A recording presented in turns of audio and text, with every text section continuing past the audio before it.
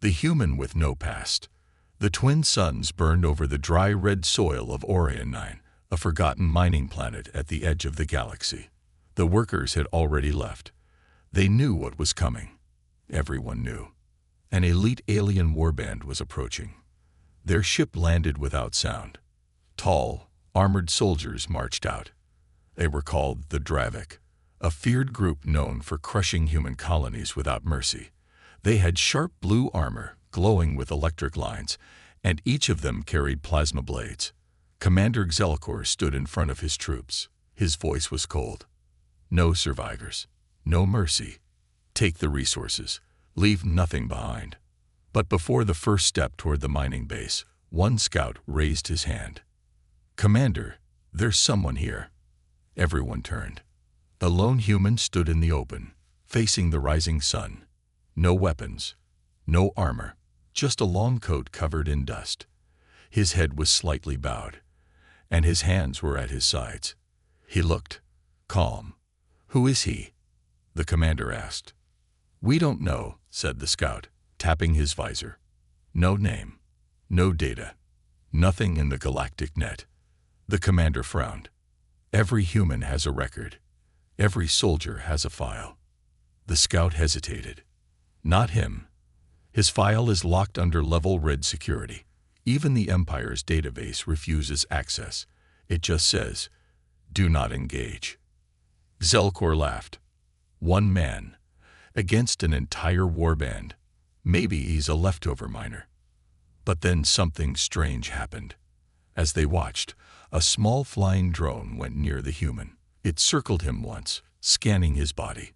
Suddenly, the drone sparked, twisted in the air, and dropped to the ground. Completely dead. The human didn't move, not a single blink. He just stood there, like a statue. Commander Xelkor's smile faded. "Test the air. Check for energy fields. Check everything." The tech team scanned the area. No traps, no weapons, no shields. And still, "Our drone is offline." An older soldier stepped forward. He was a veteran from the Second Zarnox War. His skin was scared, and his eyes held old fear. "Commander," he whispered, "I think I know who he is." "Then speak," Xelkor ordered. "Back in the war, we heard stories of a human, just one, who walked into battles alone. Fleets vanished after he showed up. Planets went silent. No one knew his name. But those who survived called him the Endwalker." Xelkor growled. "Stories for weak soldiers. There is no Endwalker, only fear." But the veteran shook his head. It was real. And he wore a coat. Just like that. Another scout zoomed in on the human's arm. Strange symbols glowed under his skin, like ancient codes, pulsing softly. Suddenly, the air around them felt colder. "Why isn't he attacking?" one soldier asked. No one had an answer. Commander Xelkor clenched his fists. "Enough.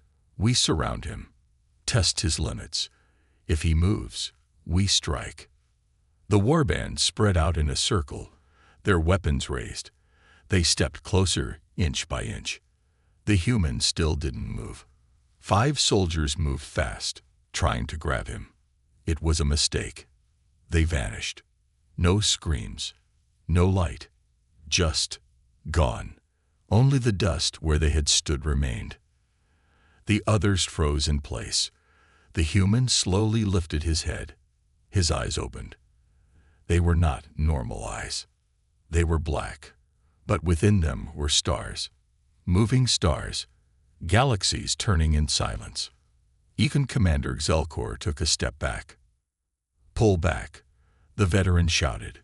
"Do not fight him." But it was too late. A low hum echoed in the air. Ships lost power. Weapons turned cold. The planet's surface shook a little. And still, the human didn't move his feet. "What is he?" someone asked, voice trembling. The old veteran whispered, "He's not a man. He's a message." From the shadows of the mining base, a young alien technician watched the whole scene through a cracked screen. She sent a signal across the stars. typing fast. Do not engage. Confirmed. He's alive. He's walking again. And across the galaxy, in hidden places of power, leaders began to panic. The human with no past had returned, and war would never be the same. The unspoken warning. The alien warband didn't move for a full minute. The man still stood there, silent, unmoving. No weapon in his hands, but 5 elite soldiers were gone, just like that. Commander Excelcor's voice shook, even behind his metal helmet. Fall back to the ridge, he ordered. We regroup, we rethink. The soldiers moved quickly. Fear was in their steps. The human watched them go, but he didn't follow. He just turned around and walked toward the empty mining outpost, like he owned the planet. Hours passed. The alien camp had moved up a rocky hill, far from the human. They built shields, placed turrets, and scanned the entire area. But nothing came. Still, no one slept. Every few minutes, a low-energy pulse would rise from the ground. It knocked out their lights, scrambled their data pads. One soldier tried to contact the fleet. Nothing but static. In the command tent, Selkor slammed his fist on the table. One human. One. And we're hiding like children. The tech officer shook his head. Commander, our scanner shows something strange. When he walked past the mining base, every ancient machine turned on for 3 seconds, even machines that are older than the Empire. What does it mean? Selkor growled. We don't know, but the code running through his body, it's not just human. It's mixed. Something else is inside him. Outside, 2 soldiers stood guard, whispering. You think he's a weapon? One asked. No, the other replied. Weapons need to be fired. This one just exists. Both of them fell silent when the air shimmered behind them. Not heat, not wind, just a presence. They turned. No one was there, but their hearts pounded, and their skin felt like ice. Later that night, an old dropship landed near the camp. Everyone raised their weapons, thinking it was an attack. But from the ship stepped a small, hunched figure, covered in gray robes. His face was wrinkled, with eyes that had seen hundreds of battles. Commander Xelkor knew him at once. Arch-Scholar Thren, the Empire's memory keeper. The old alien nodded slowly. I heard the whispers, Thren said, and I came with a warning. Xelkor raised an eyebrow. You've seen him before. Not with my eyes. Thren replied, but with my ancestors' fear. He stepped toward the screen showing the human. The figure was now sitting beside a broken mining machine, looking up at the stars. Thren pointed. This is the one they called the Silent Storm. When he walks, weapons break. When he speaks, machines stop. No war survives near him. How is that possible? Selkor asked. No human has that power. Because he was changed, Thren said. Long ago, during the Dark Zone Wars. A secret war. Not between nations, but between forces. Chaos itself tried to eat the stars. And to fight it, humans built one final tool. He turned to Xelkor. They built him. Meanwhile, deep underground in the mining tunnels, a curious alien engineer had ignored orders. Her name was Sela. She was young, brilliant, and didn't believe in myths. She had taken a small crawler and followed the human from a distance. He hadn't noticed her, or maybe he had let her follow. She hid behind a boulder and stared at him. He wasn't sleeping, just watching the sky. Her scanner shook in her hands. It showed the human had no heartbeat, no heat signature, no life signs. Yet he was clearly breathing. And then, for just a second, he turned his head. His eyes locked with hers. Stars inside darkness. Sela's blood froze. But then, he did something unexpected. He smiled. Not a threat, not evil. Just peace. But it made her feel more fear than any weapon. She turned her crawler around and rushed back to camp. At dawn, A shadow fell over the Warbands camp. Not a cloud, not a ship, but something else. The light dimmed, the ground pulsed, and every screen, every system, lit up with one message. Leave now. It wasn't written in alien code. It was in pure thought. Each soldier saw it in their mind, heard it in their soul. And for the first time, Commander Zelkor hesitated. Thren walked to him again. "Commander," he said softly, "I have seen empires rise and fall, but nothing makes me afraid like that man does. If you care about your soldiers, your people, your future, do not test him. Is he a god?" Zelkor asked. "No," Thren said. "He's what comes after gods fail." By nightfall, the Warband held a vote. Stay and fight the unknown, or leave and live another day. For the first time in their history, they chose to leave. The first mistake. The alien warband left before the second sunrise. Their ships lifted quietly into the sky, moving like shadows over the broken red soil. No victory, no battle, just silence. Commander Zelkor didn't speak a word as his ship rose above the mining colony. Behind him, that strange human still sat near the rusted machines, like a forgotten ghost of war. But far above the planet, hidden beyond sight, another ship waited. It belonged to a different kind of empire, one that didn't care about honor, warnings, or ancient legends. The Urath Syndicate had watched everything from orbit. They were not soldiers. They were assassins, bounty hunters, dark scientists. And when they saw a full warband retreat from a single human, they became very interested, very curious, very greedy. "One human makes an entire army leave," said Lord Krishan, the Syndicate's leader. "That kind of power must be studied, controlled, used." He turned to his best hunter, a cybernetic creature known only as Vek, a part machine, part predator. Vek had never failed a mission. "Bring me that human," Krishan said, "dead or alive." Vek didn't speak. He simply loaded his weapons and jumped from the ship. On the surface, the wind was slow. The planet slept. The human stood again. He walked toward an abandoned tower, footsteps calm, each one echoing like a drum in the silent desert. His mind drifted, not with words, but with images. A battlefield, flames, stars exploding, faces he had forgotten long ago. And then he felt it. A presence. Not fear, not pain, but something wrong. Vek landed miles away, cloaked, invisible to all scanners. His body bent like liquid metal, and his red eyes scanned the ground for energy trails. He found footprints, normal human prints, but every step burned slightly into the earth, as if the man was carrying the weight of a dying star. "Target located," Vek whispered. He aimed the plasma spear. Locked on. He fired.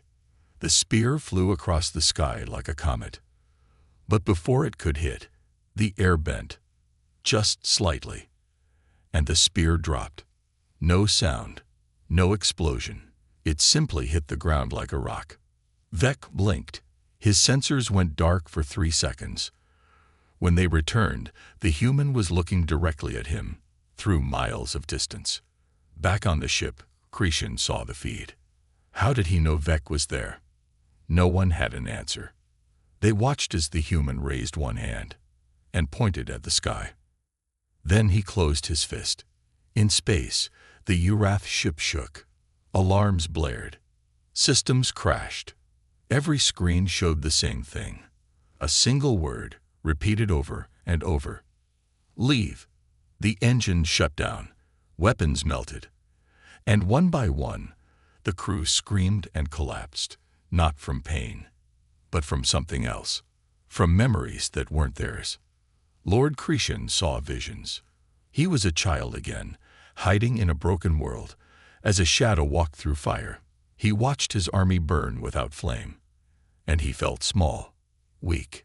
He fell to his knees. "Pull Vek out," he cried. But Vek couldn't move. On the planet, he stood frozen, watching the human walk toward him. Slow, steady, like time itself.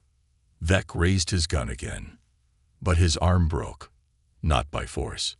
Not by touch. It simply shattered. Like it had seen something older than time. The human stopped in front of Vec. No anger in his eyes. No hate.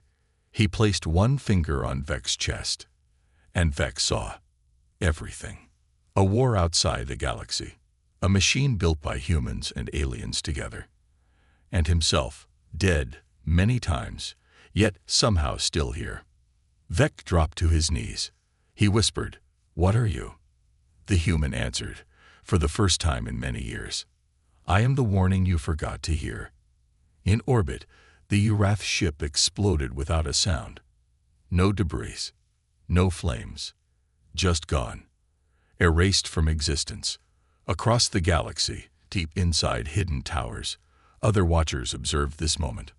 On the shadow world of Intra, the Oracle opened her ancient eyes. "He has awakened," she whispered. "And the galaxy will tremble again."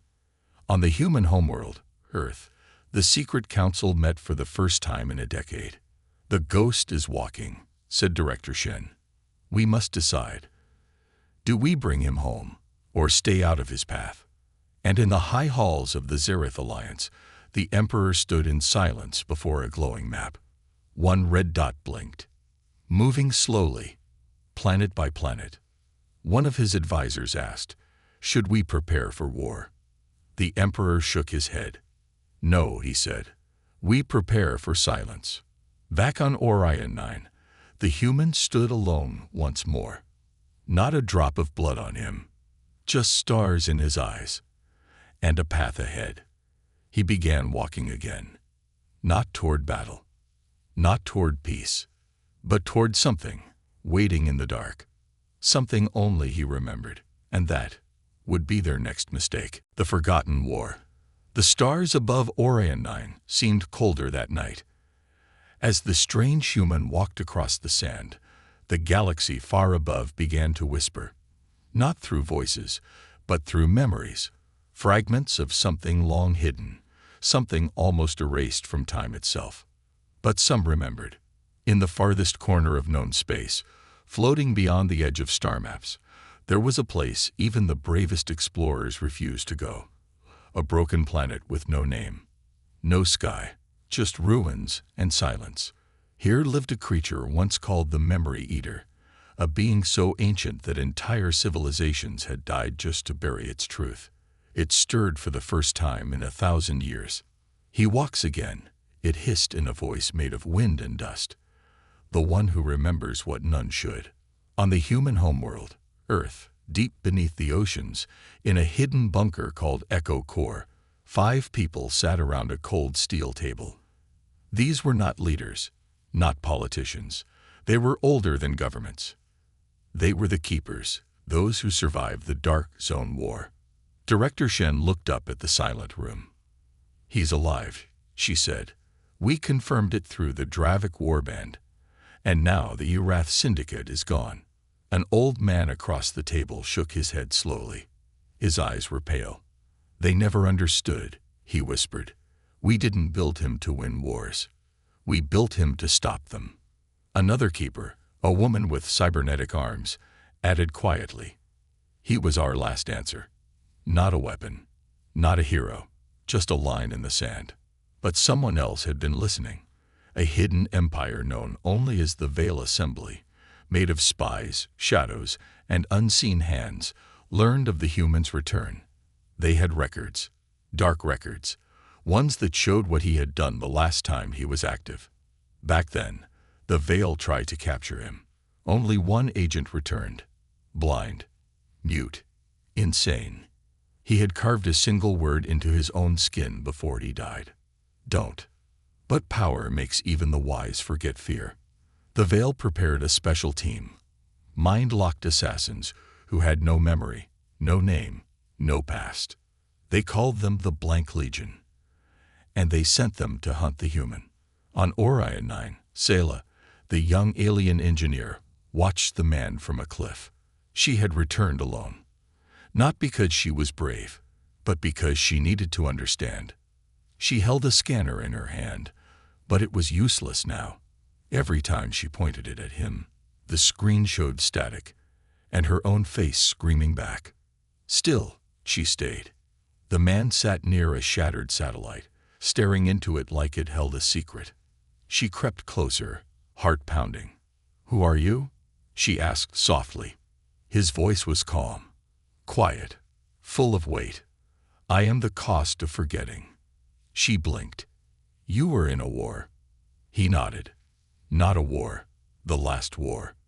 He looked up at her, eyes like black mirrors with stars spinning inside. "We fought something that wanted to erase all memory, all time, all life. Not to conquer, just to make it all disappear." She swallowed. "Did you win?" He smiled, but it was sad. "No one wins a war like that. You only stop it, and then you make the galaxy forget." But the galaxy didn't forget enough. Far away, the blank legion arrived. Silent ships, black armor, no lights, no sound. They dropped from orbit like shadows and landed in a perfect circle around the human. Sela saw them and screamed. "No, don't go near him." The man stood slowly, brushing sand from his coat. He didn't run. He didn't speak. He simply raised one hand. The first legionnaire reached him and vanished. Not destroyed, not killed, just forgotten. The others didn't stop. They charged like machines. But one by one, as they came closer, their bodies faded, as if they were never born. Sela covered her mouth, eyes wide. The human walked forward, past the last soldier, who had already begun to flicker like a dying signal. When he passed him, the legionnaire crumbled to dust. Above them, the sky tore open for a second, not with light, but with memory. And through that tear, Sela saw something no one should ever see. A battlefield without planets, a war fought by thought and silence. Machines made of dreams, weapons made from grief. And one human standing alone, his body covered in burning stars, screaming as time itself tried to erase him. She fell to her knees and wept. Later that night, the man found her. He handed her a small, glowing cube. "What is this?" she asked. "The truth," he said. "Guard it. Soon, others will come, and they won't want it found." She looked up at him. "Who will come?" He stared into the dark horizon. "The ones who let the war happen. The ones who erased me. The ones afraid that I remember." And far, far away, inside the ruins of an old human station, floating near a black hole, a console blinked for the first time in centuries. A red light. A message. "Subject Alpha 1 active." And then, a cold voice replied. "Send the purge." Whispers across galaxies, far beyond the reach of any map, in the dead space between dying stars, a station floated like a ghost. It had no name, no signal, no doors, only silence. And inside that silence, something ancient began to move. A machine, tall and thin like bone, awoke from sleep. Its eyes were not eyes. They were black crystals filled with swirling lights. It turned toward a dark console. The red light blinked again. "Subject Alpha 1 active. Purge required." The machine didn't speak. It pressed one button. On 17 worlds, hidden agents received the same order at the same time. Each agent lived among normal people, shopkeepers, soldiers, even leaders. They had no names, only a purpose. And now, that purpose had returned. One by one, they activated. And the purge began. On Orion 9, Sela stared at the glowing cube the man had given her. It was small, warm, and pulsing softly, like it was breathing. She sat inside an old mining shelter, alone, scared, confused. Outside, the man sat quietly near the broken satellite, eyes closed, as if meditating. Then suddenly, he opened his eyes. "They're coming," he said. Sela looked up. "Who?" The ones who erased everything, he said. The ones who were supposed to protect the galaxy, but chose silence instead. Across the galaxy, the Veil Assembly went dark. Every leader, every base, gone. Messages left unfinished. Data trails burning. Someone was wiping them from history. Even the name Veil Assembly began to vanish from files, screens, and memory. Only the keepers of Echo Core on Earth still remembered, and they were afraid. Inside Echo Core, Director Shen slammed her fist on the steel table. They're triggering the Purge protocol. It started. The machines are moving again. We buried those programs. Someone cried.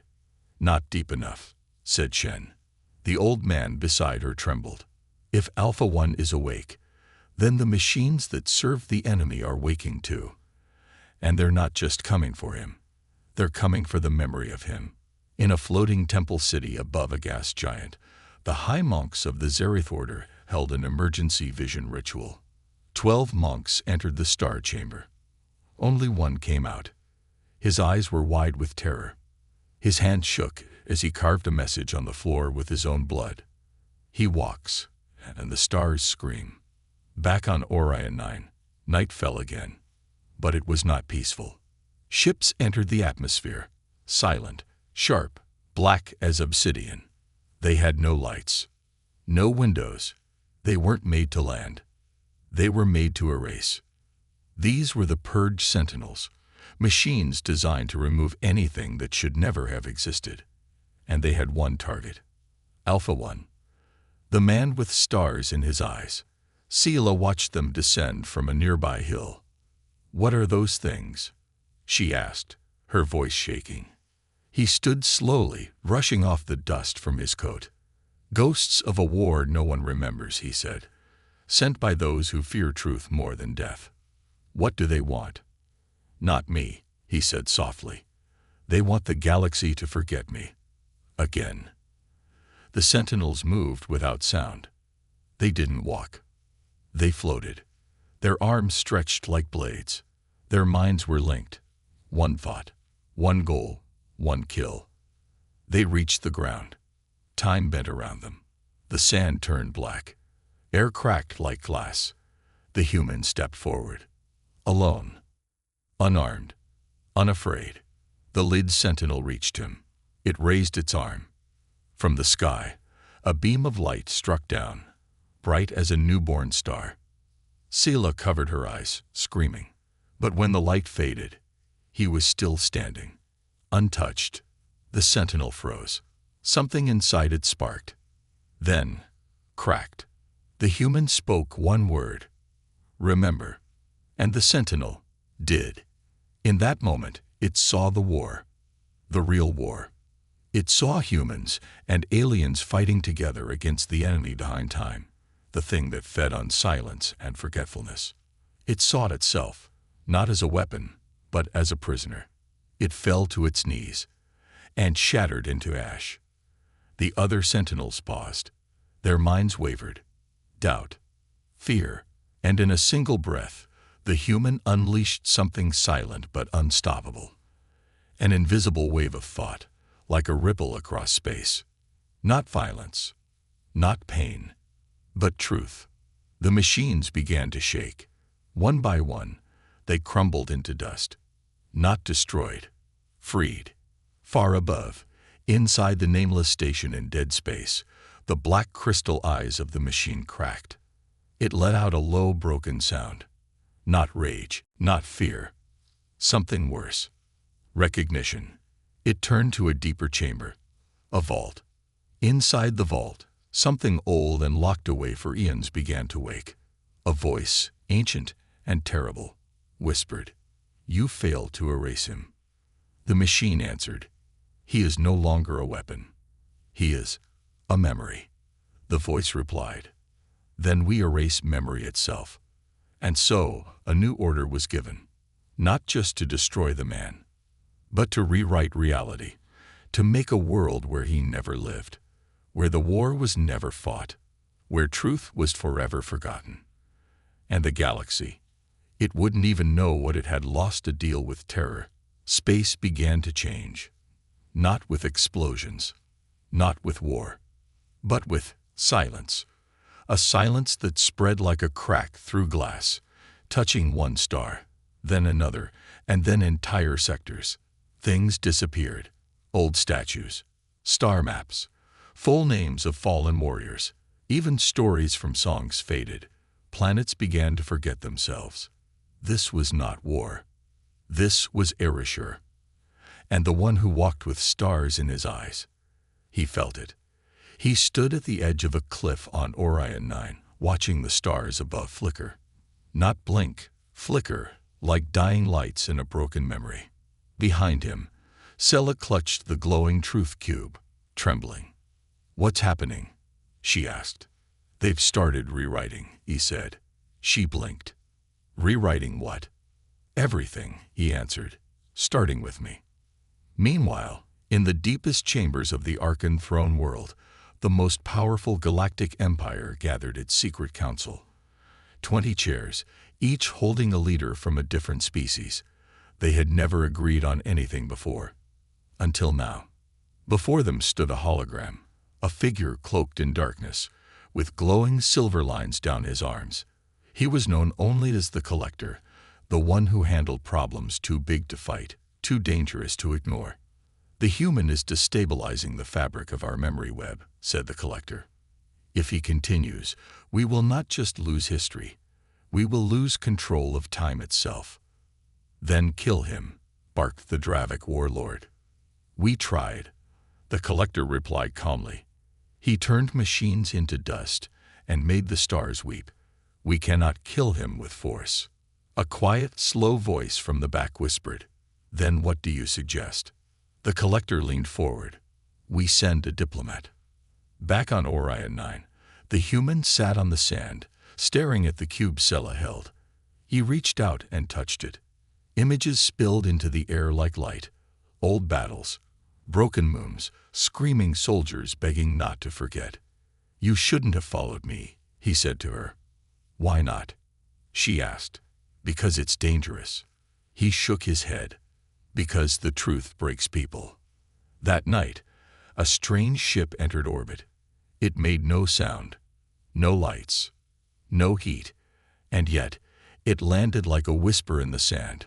From it stepped a single figure, tall, smooth-skinned, dressed not for war, but for peace. No weapons, only a scroll in his hand. He walked straight toward the human, who stood slowly and waited. Sela hid behind the rocks, watching with wide eyes. The figure bowed. "I bring a message," he said, voice soft and deep, from the Collector. The human raised an eyebrow. "He sends peace. He sends a deal." The diplomat opened the scroll. "You will stop walking the stars," he read.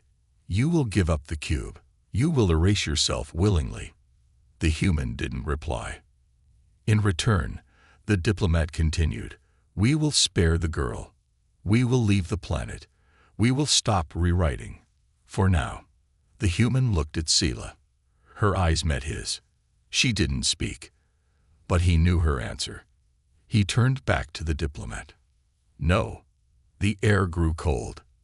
The stars above paused. Not moved. Paused. Like the universe was holding its breath. The diplomat sighed. "Then you force our hand." He turned to leave. But the human spoke again. "You forgot the rule of terror," he said. The diplomat froze. "What rule?" The human walked forward. His footsteps echoed louder than thunder. "If you deal in fear, make sure no one remembers hope." He touched the ground. And the desert exploded with light. The ground split open, not with fire, but memory. Lost armies rose from the sand, holograms of old warriors, human and alien, shoulder to shoulder. Ships once erased appeared in the sky, glowing like ghosts. The battlefields of the forgotten war returned for one moment, and everyone watching from orbit saw them. And remembered, on the Archon throne world, every screen went dark, then filled with one image. The human, his face calm, his voice quiet. "I remember all of it," And now, so do you. Across the galaxy, something changed. Children began drawing strange symbols in dirt, symbols from the war that was never supposed to be real. Old warriors woke from sleep, weeping from dreams they couldn't explain. The purge slowed. The rewriting shook. The erasers lost their grip. The collector screamed in fury, but it was too late. Memory was spreading again, like fire. On Orion 9, the diplomat turned back one last time. His face was no longer calm. He was afraid. "What will you do now?" he asked. The human looked up. His eyes, darker than space, now glowed gold. "I walk toward the center," he said, "where it all began, where it all ends." "You can't," the diplomat whispered. "It's locked, sealed. Not to me." And with that, the man stepped into a beam of white light rising from the desert, and vanished galaxy in silence. For the first time in 10,000 years, the center of the galaxy lit up. Not with suns, not with war, but with truth. There, beyond black holes and dying stars, lay a hidden place known only in forbidden whispers, the cradle. It was where time first began, where memory was born, and where the first lie was written. No one could enter it. No map showed the way. No ship had returned from it. But the man with stars in his eyes, he walked straight into its heart. And the galaxy held its breath. On Earth, inside Echo Core, Director Shen stared at her last screen. It blinked slowly, showing coordinates no one had ever seen. "He found it," she whispered. "He's going to confront them." The old man beside her, eyes filled with ancient guilt, closed his fists. "Then it's time to tell the truth." Inside the cradle, there were no walls, no sky, just memory. Every step the human took made the stars shimmer and shift. Behind him, echoes followed, his childhood, his pain, the war, every soul he had seen die.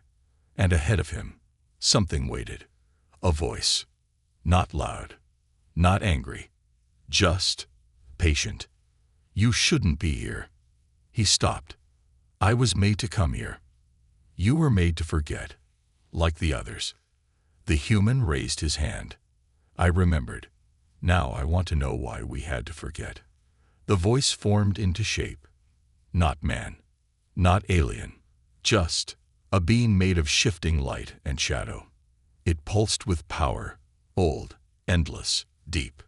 "We are the archivists," the being said.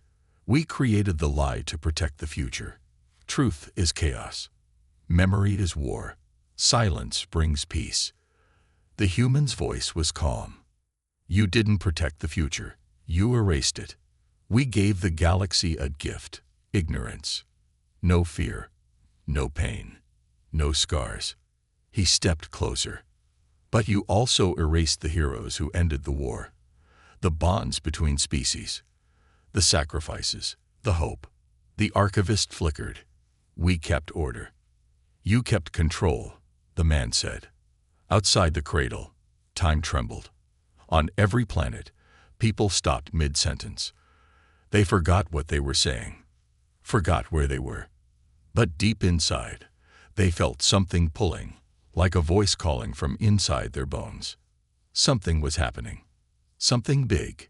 In the cradle, the human reached a glowing platform. At its center was a mirror. But it didn't reflect his face. It showed choices. 2 doors. One dark. One bright. The archivist whispered, "One path continues the lie. The galaxy stays peaceful. No one remembers what was lost." The man looked at the dark door. "And the other?"